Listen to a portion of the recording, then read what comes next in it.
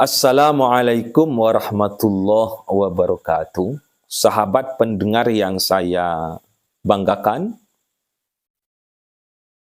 Islam memberikan celah untuk kita, di mana kita diperbolehkan berpoligami. Artinya beristrikan lebih dari satu. Walaupun syaratnya amat berat, yaitu berlaku adil.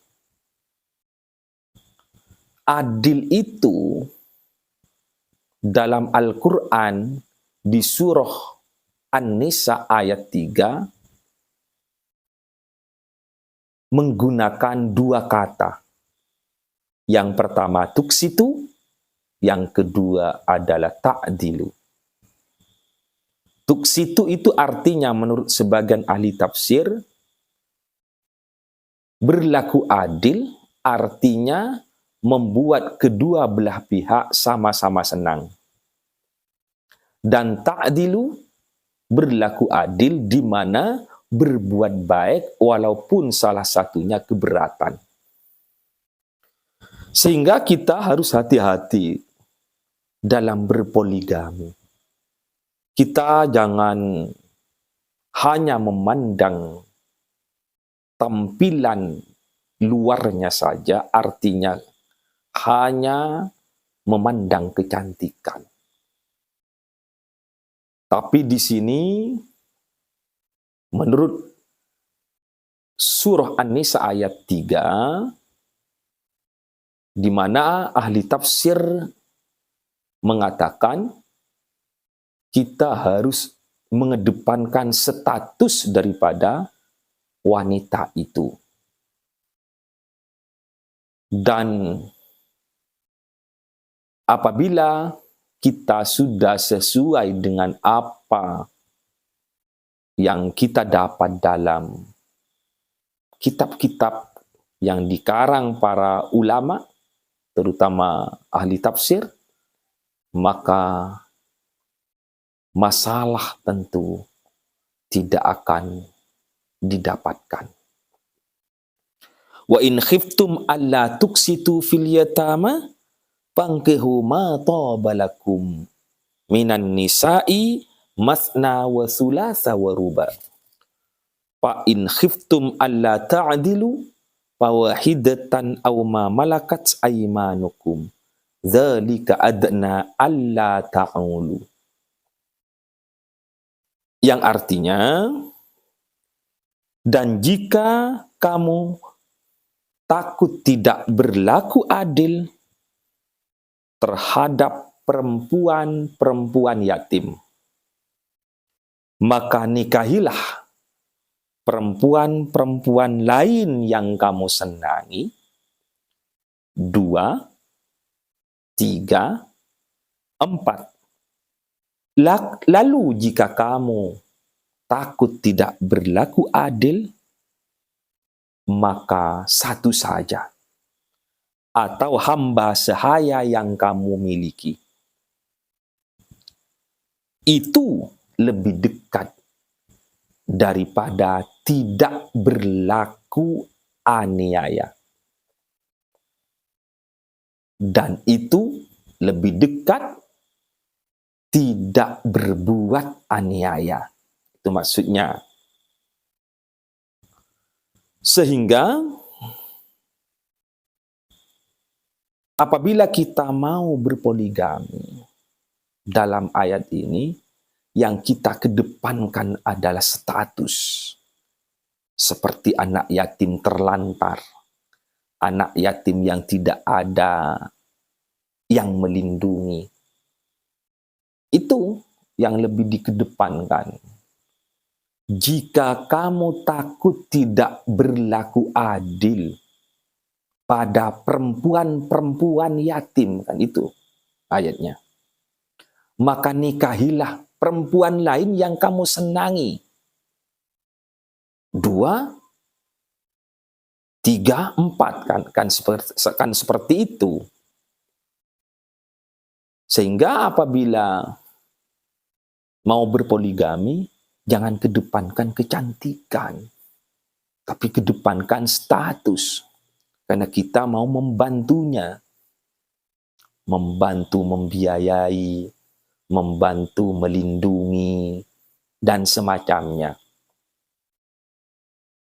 Lah, yang terjadi di masyarakat kadangkala berpoligami yang dikedepankan adalah kecantikan.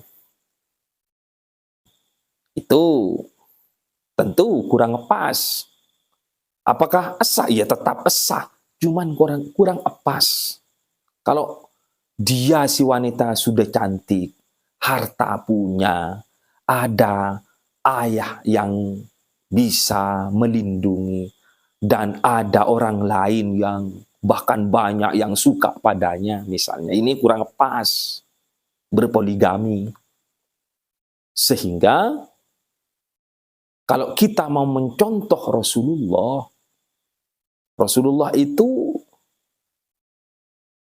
menikah atau beristrikan lebih dari satu, semuanya adalah janda yang bukan janda hanya satu, yaitu Siti Aisyah radhiyallahu anha.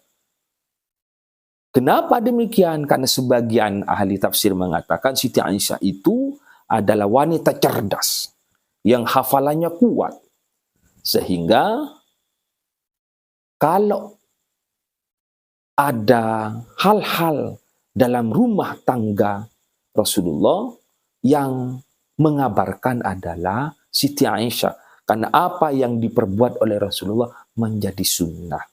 Sehingga bagaimana Rasulullah memperlakukan istrinya di dalam rumah itu yang banyak Siti Aisyah radhiyallahu anha yang mengabarkan.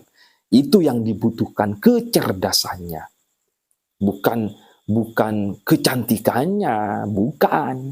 Ada hal lain yang membantu dan mendukung dakwah dari semua istri-istri Rasulullah.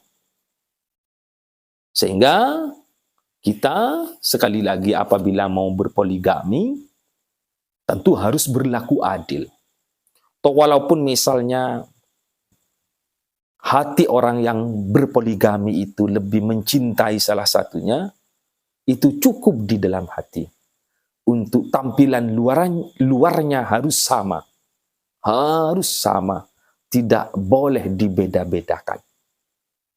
Toh walaupun misalnya di dalam hatinya tentu selaku manusia ada yang lebih dicintai, ada yang lebih disenangi.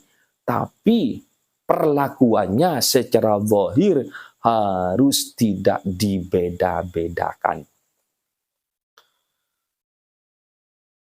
Sahabat pendengar yang saya banggakan, sekali lagi tentu poligami itu boleh, tapi kedepankan status daripada calon istri kedua, ketiga, dan keempat itu. Bukan kecantikannya yang dikedepankan. Karena di sini ayatnya menggunakan pangkihu ma, menggunakan ma. Toh walaupun sebagian ahli nahwu mengatakan bahwa emak itu bisa punya arti manusia, tapi juga emak banyak ulama yang mengartikan sebagai benda. Berbeda kalau kita bertanya, tentu jawabannya man nakahtah, siapa yang kamu nikahi. Atau berbeda dengan mengatakan manakahtah, apa yang kamu nikahi. Tapi kalau kamu ditanya man nakahtah, siapa yang kamu nikahi, tentu yang menjadi jawaban pulan-pulana, bukan statusnya yang menjadi jawaban. Tapi kalau Anda ditanya manakah apa yang kamu nikahi, tentu yang akan menjadi jawaban adalah statusnya janda. Apa yang kamu nikahi? Janda. Apa yang kamu nikahi? Miskin dan semacamnya. Itu berbeda dengan siapa yang kamu nikahi dan Apa yang kamu nikahi itu jawabannya. Sehingga di sini kenapa ayat ini menggunakan kata ma tobalakum, menggunakan kata ma. Mungkin ini yang dapat saya sampaikan. Apabila ada kesalahan itu murni atas kebodohan saya, dan apabila ada benarnya itu adalah ilmu dari Allah Subhanahu wa taala. Assalamualaikum warahmatullahi wabarakatuh.